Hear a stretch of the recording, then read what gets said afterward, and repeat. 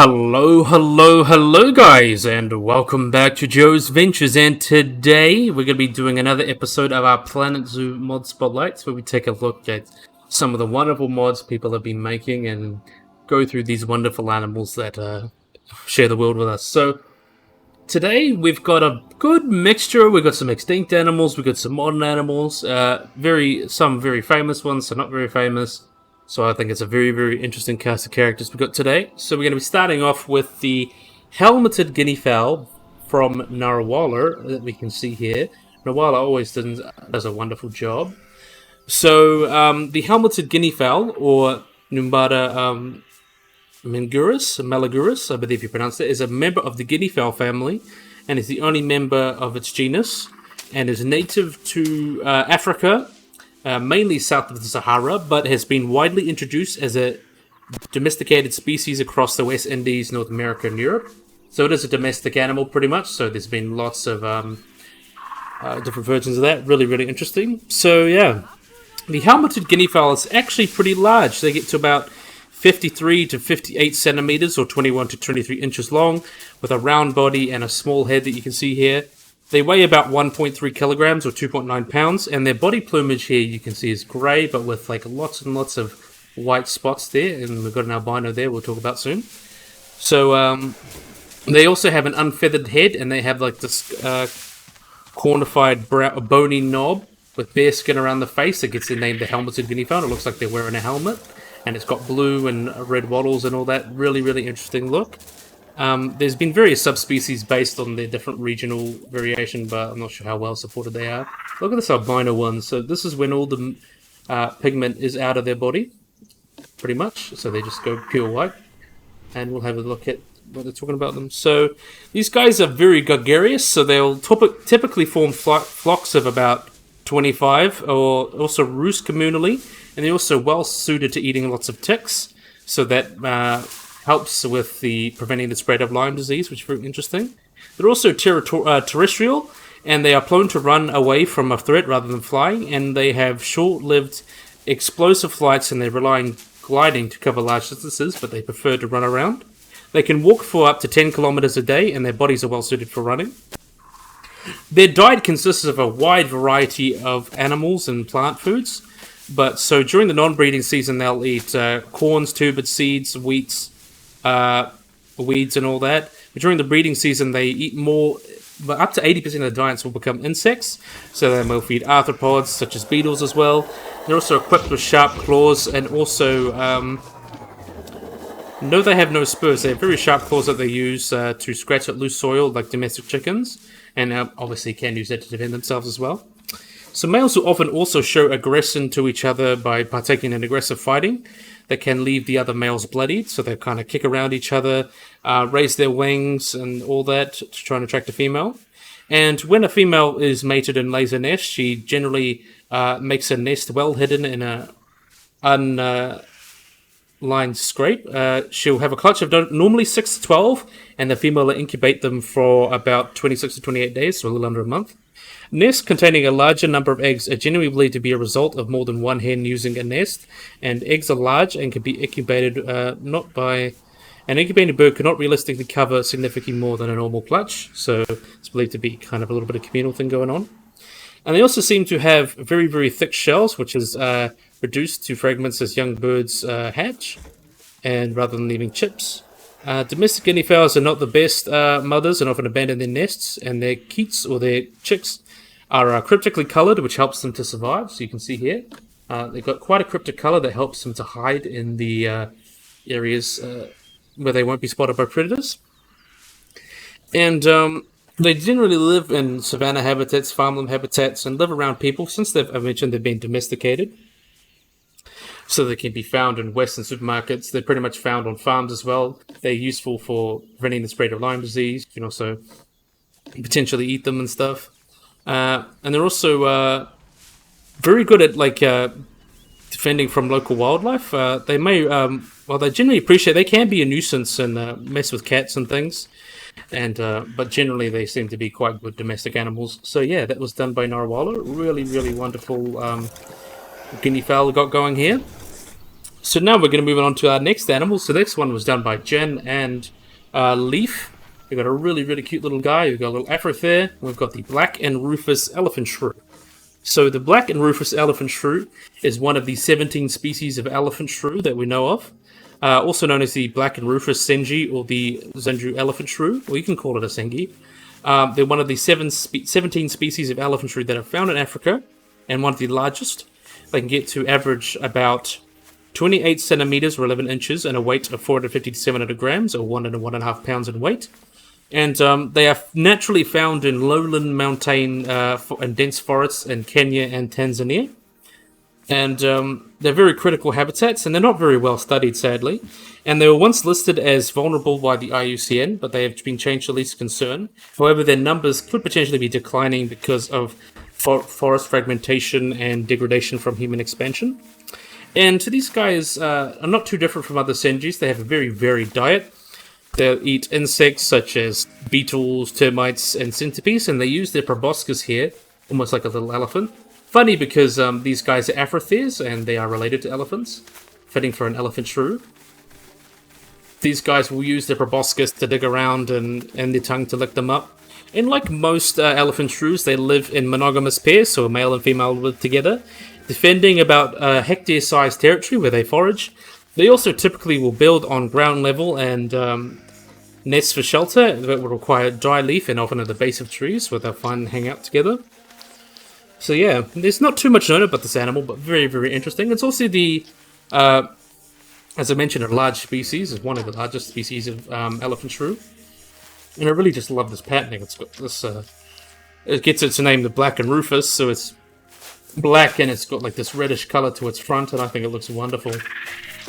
A really, really beautiful animal. Jen, you did a wonderful job with the elephant shrews. I love elephant shrews so much. Really, really awesome little animals here. So next we're going to be moving on to a couple monkeys. We've got a couple monkeys now. The next one was done by Mark and Leaf. We have got the white-faced Saki, or the golden-faced Saki. So we'll have a look. This is a male here. So the white-faced Saki is New World monkey, a New World Saki monkey, and they can be found in Brazil, French Guiana, Suriname, and Venezuela.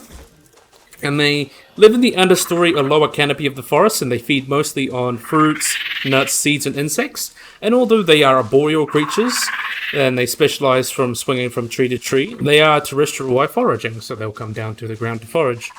White-faced Siakis usually live around 14 years in their natural habitat and can be reported up to living to 36 years in captivity. They are also active during the day and sleep highly elevated, or 15 to 20 meters in the tree, and they may leave these shelters, with many of these shelters, to hide from weather and flying predators. So you can see they've got some pretty extreme sexual dimorphism. You can see there's the males here. The males are like grayish with these bright white faces. That gets their name. But the females here are much less patternless. They got like almost like a big fro here. Much more grey. So they look almost dirty looking, but still beautiful nonetheless. Really, really awesome Siaki monkeys. So we'll have a look at the female while we're talking about them. So, they pair often and often mate for life, even they're very devoted to one another. They will strengthen their bonds by grooming one another, and male Siakis were usually more active than the females. They are considered monogamous, but they've seldom been observed over a long period of time, and many primatologists kind of question this true monogamy. They might just long-term pair bond. A South American study shows that they have groups that can range from 2 to 12 members, with higher numbers occurring in Guyana and South America. Seems like they're doing well there. But most widespread observations suggest that they travel in small groups of 2 to 3, which usually include bonded parents and their offspring. And they'll usually travel approximately half a mile to 1.25 miles in search of food during the early morning and day when they are most active. And in terms of locomotion, they vary from other primates, including their relatives, including their close relatives, and they are predominantly leapers. That's how they travel about 30% of the time. They are either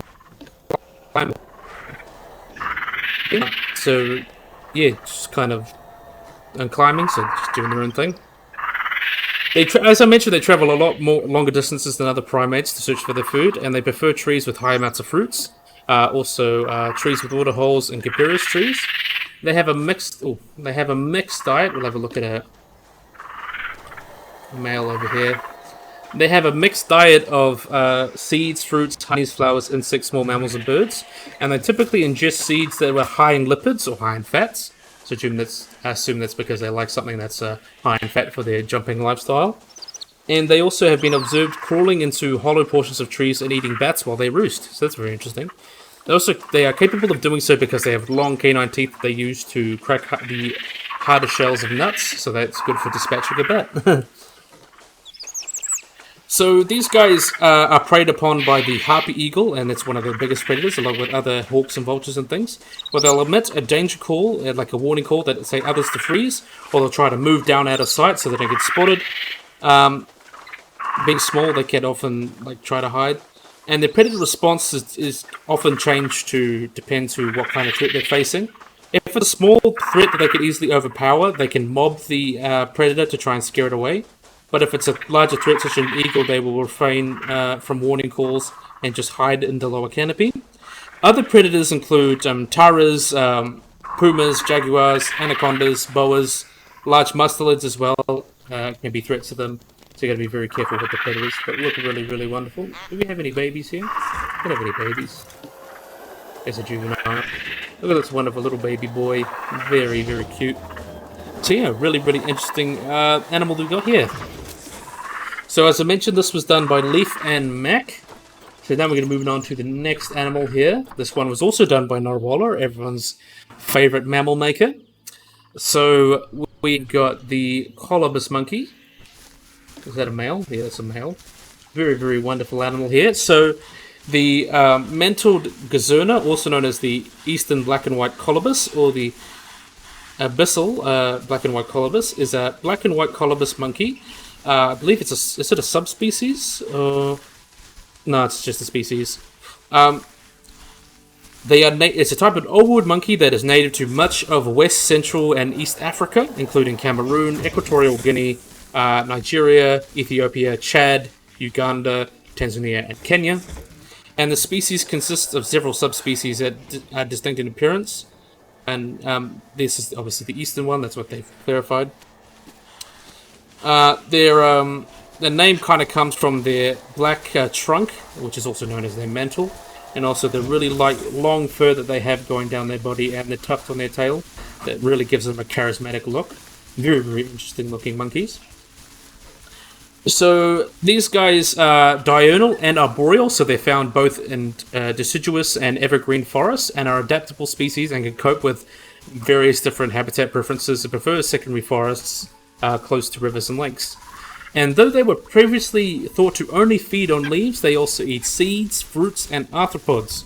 And they are able to digest plant matter with high fiber content because they have very specialized stomachs and may only eat a few certain plant species at a time.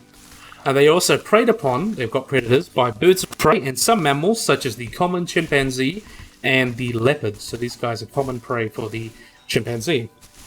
So we'll move on to a female while we're talking about this wonderful male, baby.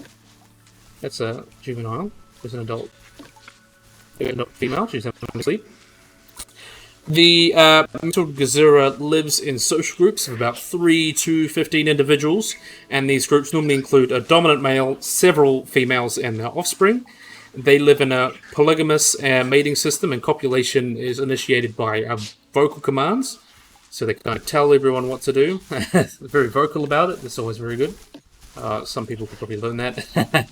But anyway, after about a gestation period of 5 months, they give birth to a wonderful little baby like this. The infants are born with pink skin and white fur, which darkens to the adult coloration in about 3 to 4 months.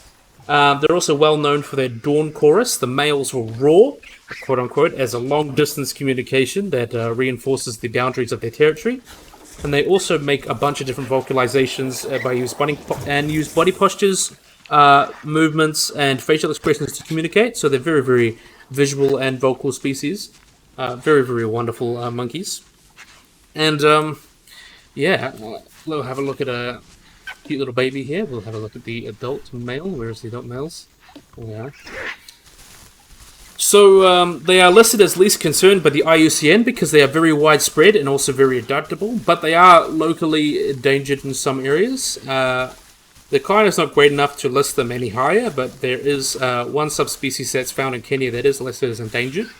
They can survive well in degraded forests, and some areas that are more common it's more common in logged areas than unlogged, but they're also threatened by bushmeat and a lot of other issues because of bushmeat and things like that, and people eating them. Obviously, it's not very sustainable, but really, really, really awesome monkeys. I'm a big fan of our good old Colobus. Everyone's been asking for a Colobus. I think there were like 4 attempts at Colobus, and it seems like Narwhaler was the first one to get his out. Really, really wonderful. Came out wonderfully. So that was done by Narwhaler. And our next animal, we got another really cool forest animal by Bongo Hardwood. How can you not love Bongo Hardwood? He's a very, very great individual. We have got the Lowland Anoa.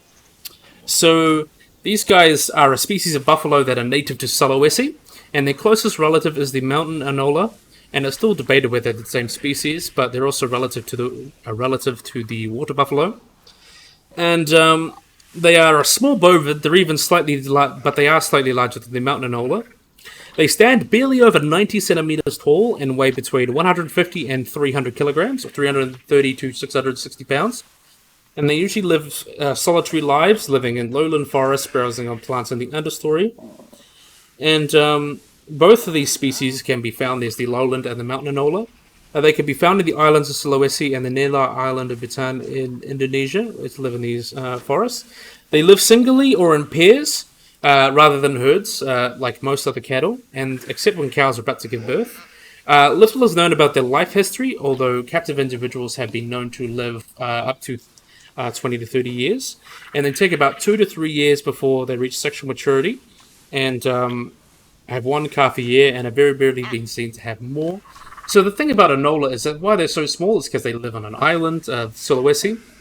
So that leads to insular dwarfism, where animals that are big, like buffaloes and cows and things like that, they become smaller. So these guys have a very interesting conservation story. They are endangered.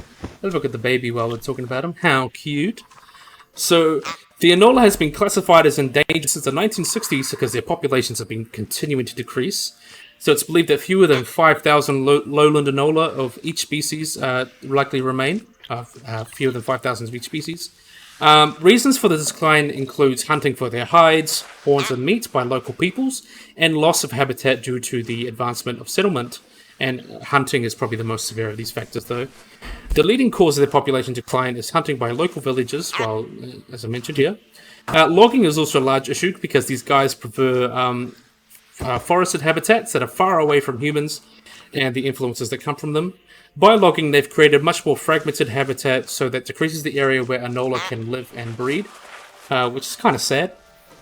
And the habitat fragmentation has also altered the natural mixing of populations, which can lead to a loss of genetic diversity over time, which in turn will lead to their decline. But luckily, there's been some good conservation work going into these guys. I love myself a good Anoa. Really, really beautiful animal.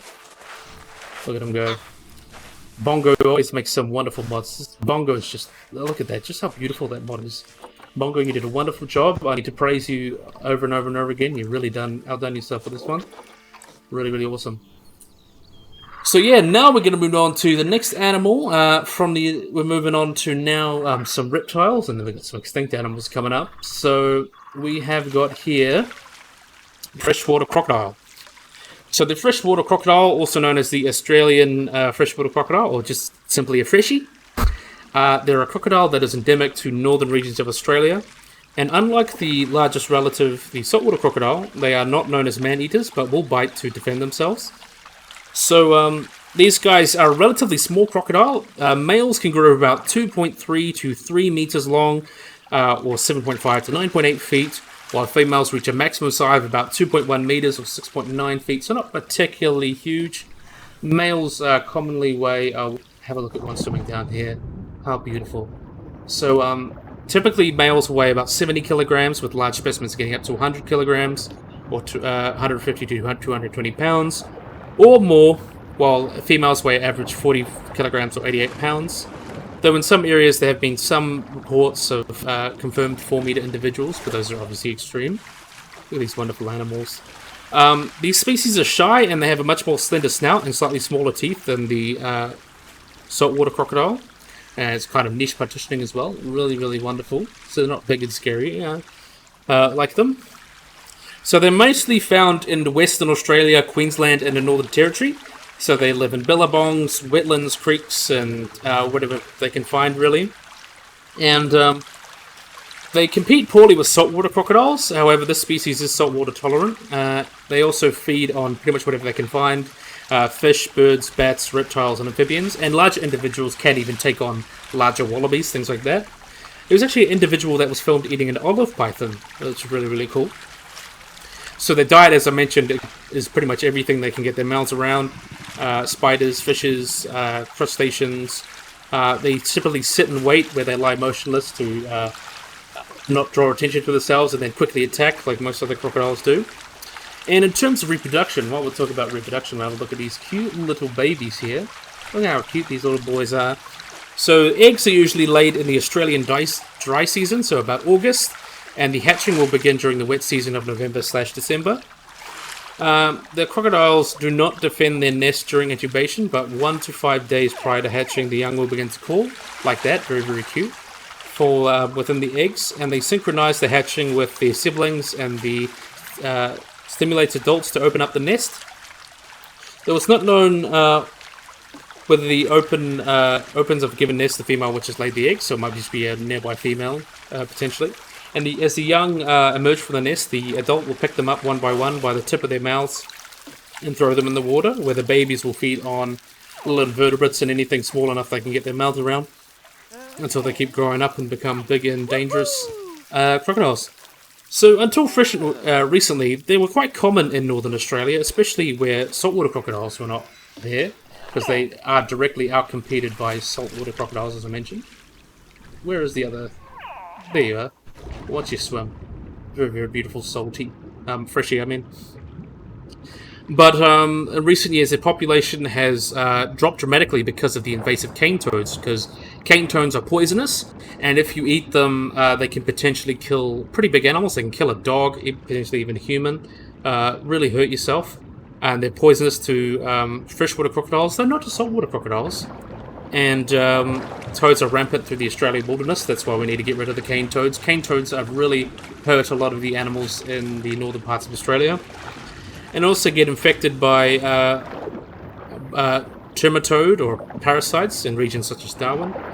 And I believe they are still considered least concern, but yeah, they've drastically declined. And once we get rid of the cane toads, they probably get much more popular, much more common. Though they do not see humans and prey, they can still deliver a quite nasty bite. And there have been reports where people have been bitten while swimming with freshies.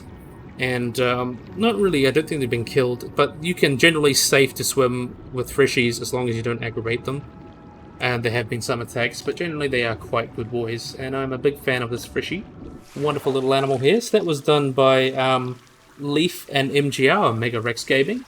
Really, really awesome freshie. And now we're going to move on to some extinct animals. I'm really excited to get stuck into this one. So we've got Castoroides. So this is Castoroides, also known as the giant beaver, is an extinct genus of bear-sized beavers from North America that lived during the Pleistocene. So, as I mentioned, these guys were much larger than modern beavers. Their average length was about 1.9 meters or 6'2", and they could grow as large as 2.2 meters or 7.2 feet. The weight of these guys can vary from 198 pounds or 90 kilos, 125 kilos or 276 pounds. So they're comparable in size to like a black bear. That's probably the best comparison. And they are the largest known rodent that lived in North America during the Pleistocene and the largest known beaver. And recent analysis have suggested they may have weighed less than about 77 kilos, but this is disputed. And there are some very, very charismatic differences between these guys and living modern American beavers. So the hind feet of these guys were much larger than modern beavers, and their hind legs were shorter, so they would have been more paddle-shaped. That means their feet were webbed like modern species. But also the skull structure of the giant beaver suggests that they partook in lots of underwater activity, and so they could store oxygen in their lungs, things like that. And one of the more defining characteristics of the giant beaver is that their incisors were different in shape than modern beavers. Modern beavers have incisor teeth with smooth enamel, while the giant beaver has a striated, textured enamel, and the teeth can also grow quite large, up to 15 centimeters or 6 inches long. And one of the other major differences, obviously other than size, is that its brain was proportionally smaller. As a result, they may have had inferior interactions within its environment and also less complex social behaviors, but that's neither really here nor there. Really, really wonderful beavers. So there are 2 species known. I believe there's Ohioensis and Diploensis. I believe Ohioensis is the more recent one. And there have been some suggestions that they may have made lodges, but it tends to be an older genus of Dipodes that have built lodges, because these guys don't really have the anatomy for it, because their teeth are more adapted for eating aquatic plants, and that's supported by isotopic evidence, which is really, really awesome. And so from isotopic evidence, it knows that they were eating aquatic plants, and that's supported by the anatomy of their teeth. So it seems like they were less like giant modern beavers. They were more like giant rodent hippos. That's probably the best comparison I can think of, like big rodent hippos. So like a big capybara or like a fluffy manatee. That's probably the best comparison. So sadly, these guys went extinct at the Pleistocene to Holocene transition, along with about 12,000 years ago, along with lots of other iconic prehistoric animals such as mammoths, mastodons, steppe bison, saber-toothed cats, all of those guys. And it's obviously been debated, overkill. I've gone over this a couple times, but that's really, really awesome. Really big fan of this Castoroides, and we'll have a look at the baby. Is that a poo or a baby? Yeah, it's a baby. Look at this very cute baby. Probably would have been a little bigger, but you can't really change the size of the juveniles, but we can see how huge the adult Castoroides are. I'm really a big fan of these big guys. Look at that. Really, really big animals. Like our giant rodent hippos. I like calling them rodent hippos. Awesome. So that was done by GiornoPizza and Johnny V, and we've got 2 more by GiornoPizza and Johnny V coming up. So this is part of the Ice Age pack, I believe, that Johnny V did, and the next one we've got is Brontotherium, but that's an old taxonomic thing for them.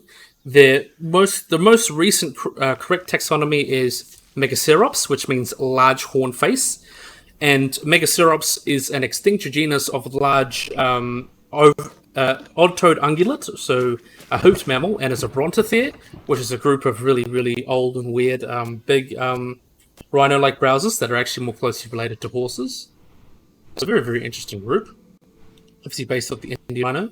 And these guys are famous. Lots of other Brontotheriums have very, very weird structures on their face. But Megacerops has this one going on here.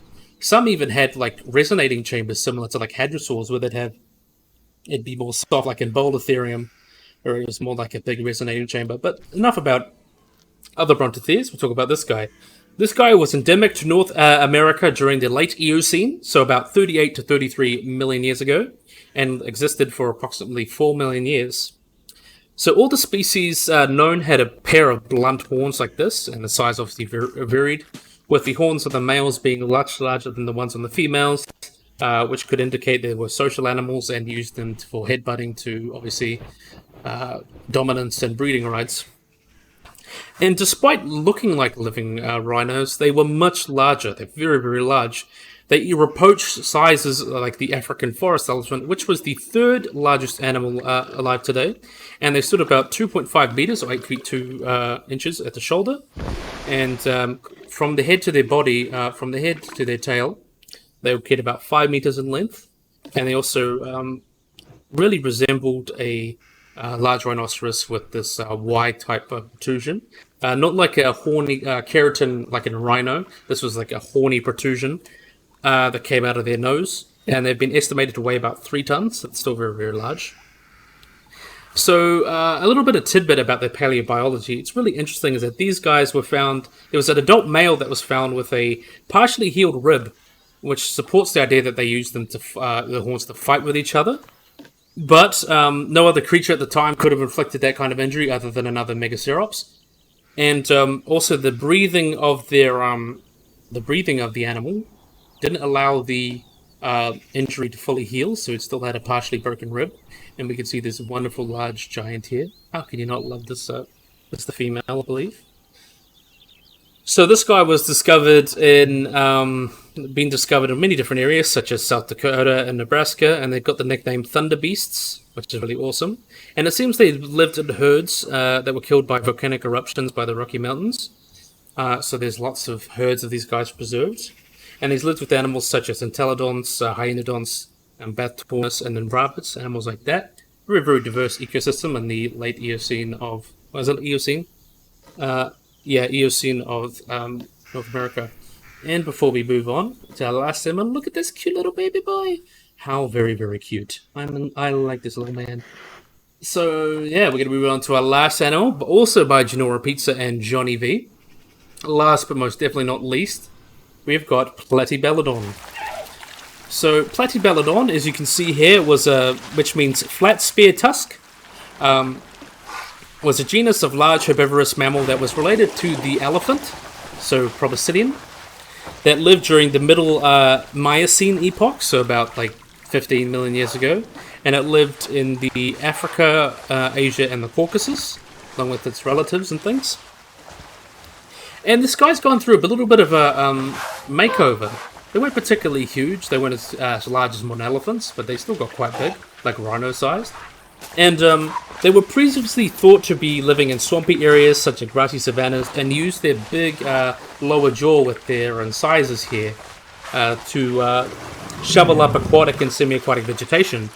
Though actually looking more seriously at the wear patterns of these guys, it shows that they were actually using them to strip bark from trees and use the sharp incisors at the bottom of their shovel, like a modern-day scythe that they would use to basically rip branches off from trees and things like that. So really cool. Like, you assume something, but the reality, it's totally different. Like, you can't get more opposite than eating bark than eating soft aquatic plants.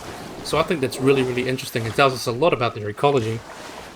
And it seems like adult animals may have particularly liked coarser vegetation and eated that more frequently than juveniles. So that's also very, very interesting. We have a few different species.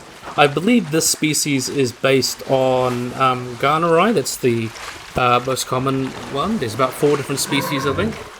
Look how wonderful this guy is. Oh, look at the baby. How very, very cute. They look very goofy looking, but I think they're adorable. So yeah, very, very interesting little guy. And Platybelodon is another really, really interesting group of elephants. Elephant evolution is just generally very, very interesting. And then we have a look at this cute little baby boy having a good time, joining his parents. But yeah, that was by GiornoPizza and Johnny V. You did a great job, so did everyone else in this mod spotlight that I've pointed out. So yeah, I think this would be a great place to end the video. So I really, really, really hope you guys enjoyed this video. I hope you guys liked and subscribed. Always remember to hit the little bell icon to get notified when I upload anything. So yeah, hope you guys enjoyed this video. Hope you guys like and subscribe. And bye-bye.